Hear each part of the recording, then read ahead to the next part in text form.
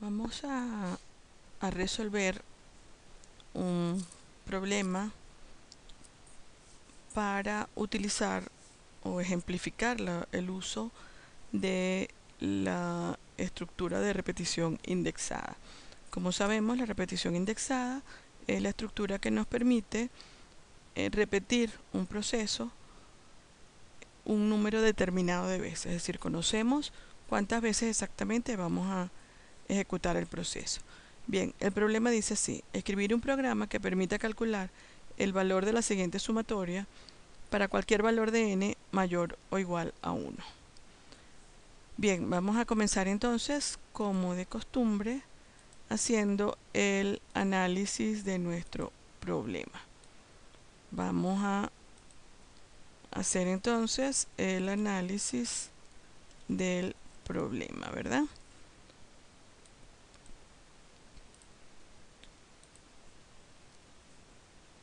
Comenzamos con los datos de entrada. En este caso, el único dato de entrada que tenemos es el valor de n, ¿verdad? Que es el límite de la sumatoria.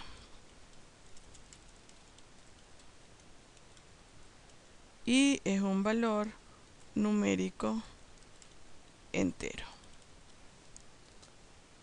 Luego tendríamos la salida. En este caso, el resultado que estoy buscando es el valor de la sumatoria. Valor resultante de la sumatoria. Y eso es numérico real, ya que tenemos una división, por lo tanto puede resultarnos un valor con decimales. Y finalmente vamos a tener una variable auxiliar porque necesitamos contar con una variable para el cálculo de los valores particulares de la sumatoria. Ese valor será x y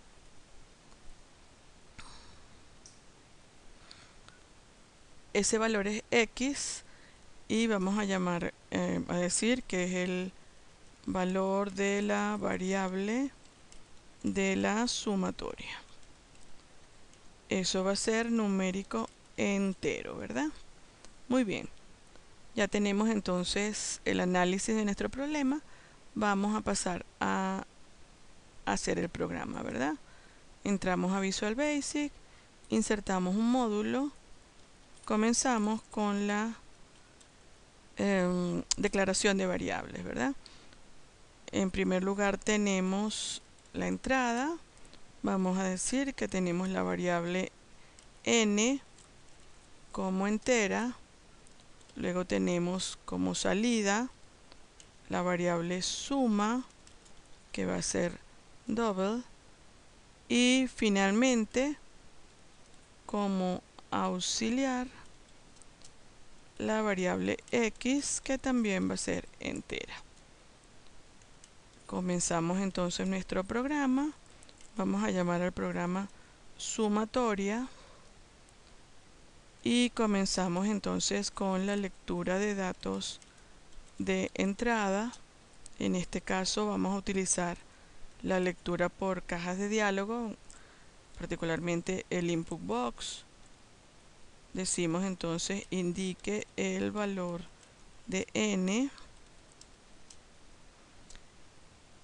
Inmediatamente entonces vamos a procesar la sumatoria. Para ello vamos a utilizar una estructura de repetición indexada en la cual la variable de control va a ser justamente esa variable auxiliar x, es decir, es la que nos va a indicar desde qué valor inicial, valor final, va a tomar esa x para la sumatoria. Y la suma o el acumulado de la sumatoria lo vamos a tener en una variable que vamos a llamar suma, ¿verdad? Tal como la declaramos. Esta variable va a ser las veces de un acumulador, porque allí se va a ir acumulando los valores de la sumatoria. Por lo tanto, debemos inicializar suma. Esto es suma igual 0. Inmediatamente entonces vamos a procesar la sumatoria. Vamos a decir for x igual 1 to n, y entonces la operación sería suma igual suma más 2 por x más 6 por x al cuadrado, todo entre 7 por x, ¿verdad?